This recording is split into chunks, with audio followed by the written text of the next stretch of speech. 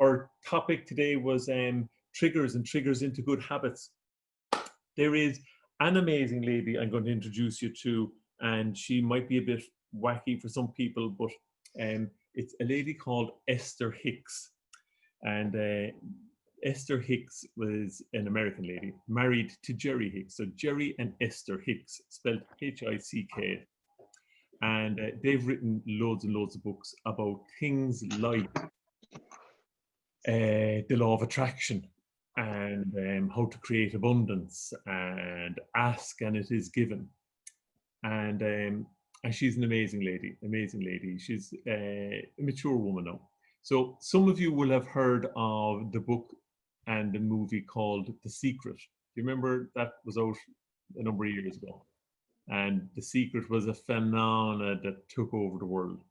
And The Secret was all about the law of attraction. And if you imagine something, it will all turn up for you.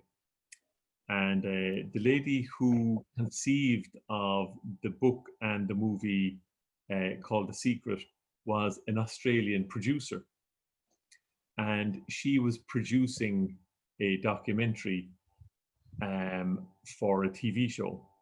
And the documentary was being filmed on this cruise liner. 1,000 people on the cruise liner, 800 people, I think. And they were filming this couple, Jerry and Esther Hicks, who 3 or 4 times a year used to take a cruise liner around the world, like different parts of the world. So there'd be one in America, one around Europe, one around the Arctic, these things. And they'd have 800 to 1,000 people on the cruise, booked out to listen to them for the week. And she speaks from the point of view of spirit. So she kind of interprets. Now, when you say interpret, she doesn't speak in tongues and she doesn't speak weirdly or anything. She just literally sits on the stage and she starts talking. And she's talking on behalf of kind of like spirit who's looking in at the world, kind of going, lads and lassies, why do you make things so hard?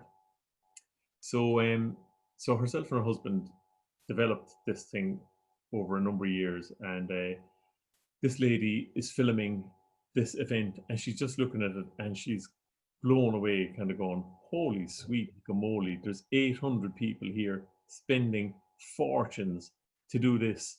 And it's such common sense. Like, they just talk common sense, like, get your shit together and, stop worrying and start looking at life, and things like, they're famous for saying, like, go with the flow.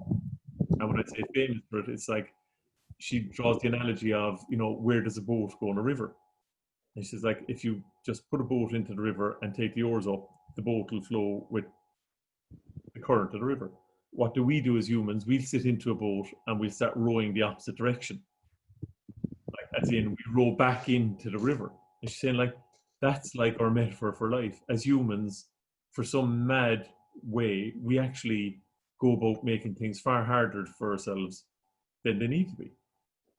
So I was just listening to her the other day, and she has a lovely little cartoon. It's about 10 minutes long of her. It's a cartoon made of her as she's speaking, and she's speaking about triggers. She's speaking about the first 17 seconds of your morning, and basically she's saying that as we're about to wake up, between that space of being almost conscious and just coming into conscious, there's about 17 seconds that we have to actually set ourselves up for how we're going to be.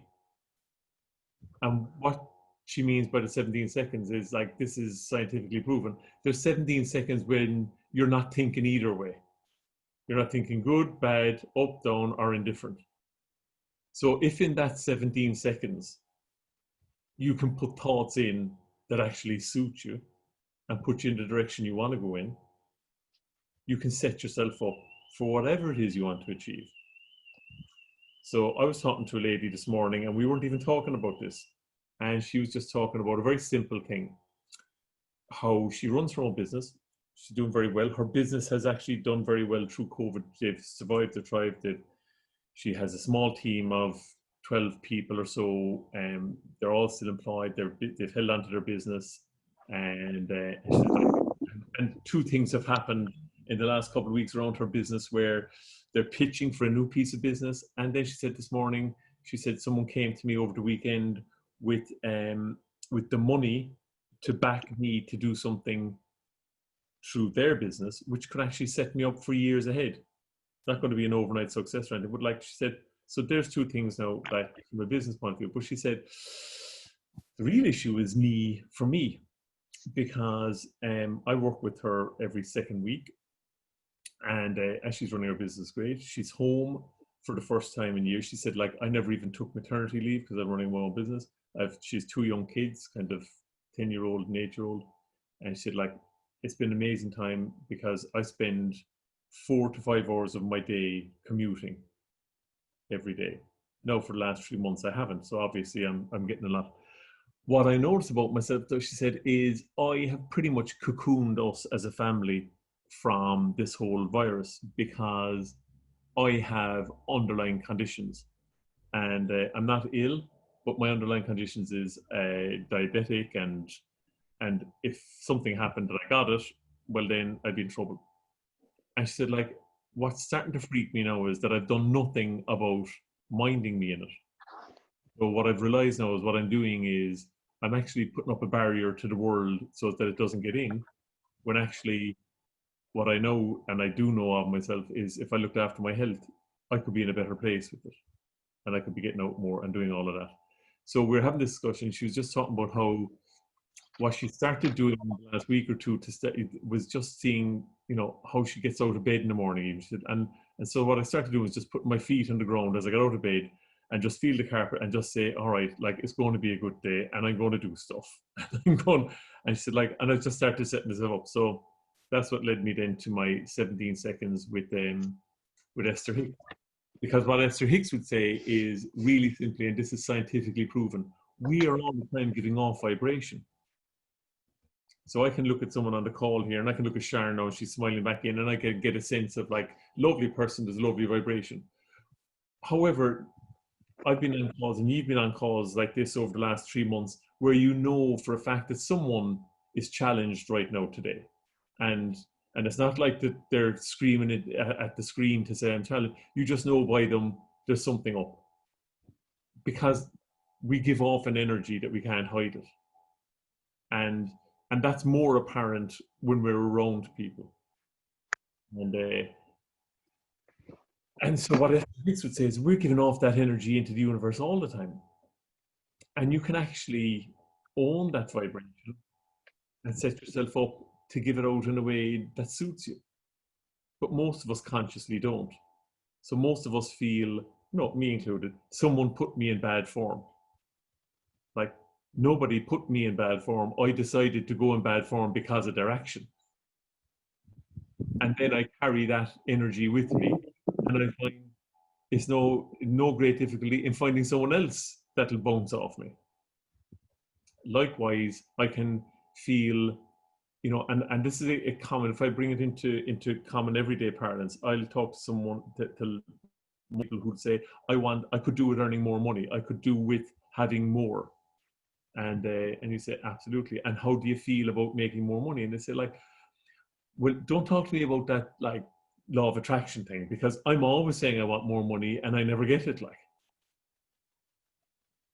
And then you ask them, and how do you feel about more money? How do you feel about money in general? And what people discover about themselves is that while they're asking for more money, they actually feel that they don't have enough. So the vibration I put out is, I don't have enough. And what do I attract in life? More things that show me I don't have enough. So a huge part of bringing what you want in your life into your life and creating those triggers that create good habits, it's almost like that old adage of fake it till you make it. So if you want to feel good, sometimes you've got to imagine what it will be like to feel good about something, even though you don't feel that good right now. But as you bring yourself into that, you put out the vibration that brings more of that back to you.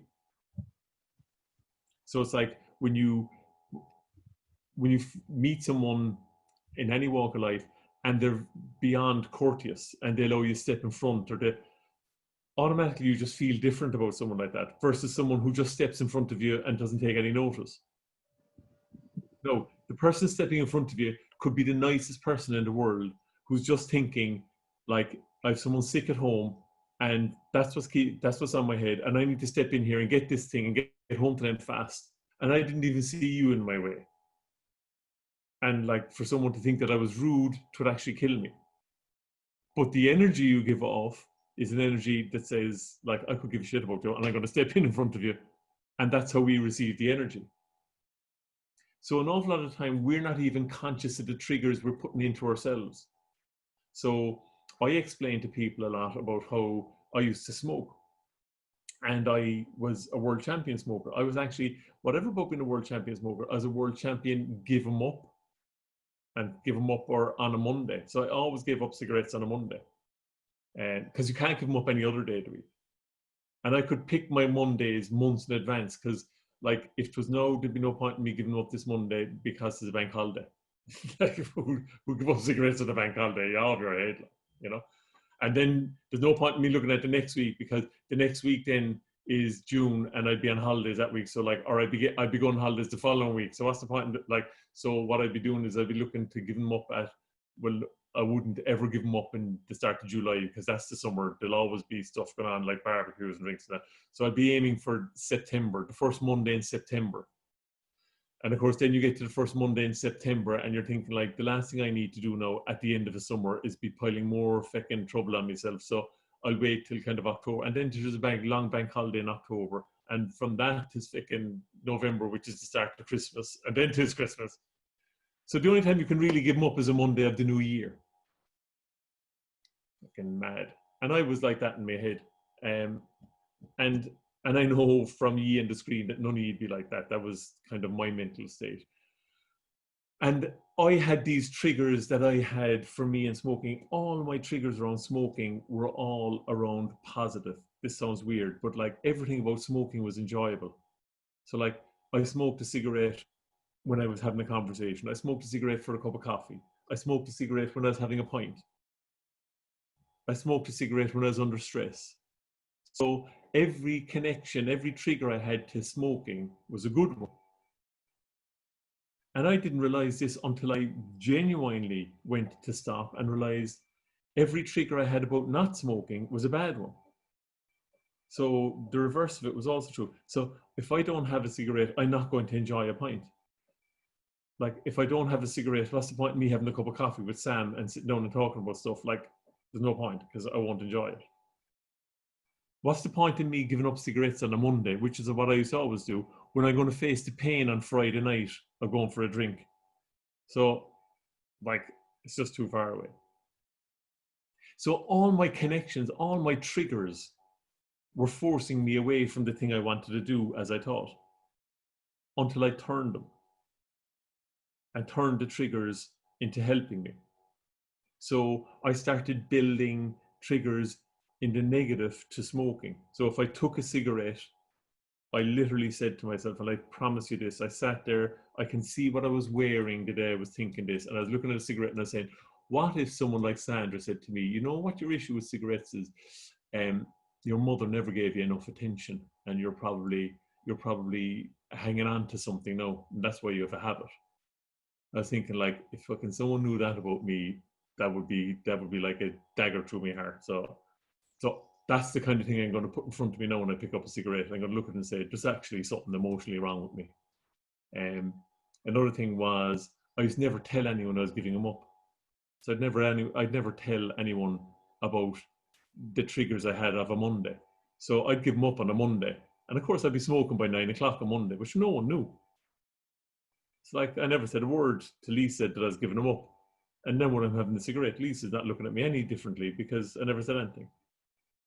So these were all the little tricks I had to hold on to the habit that wasn't suiting me.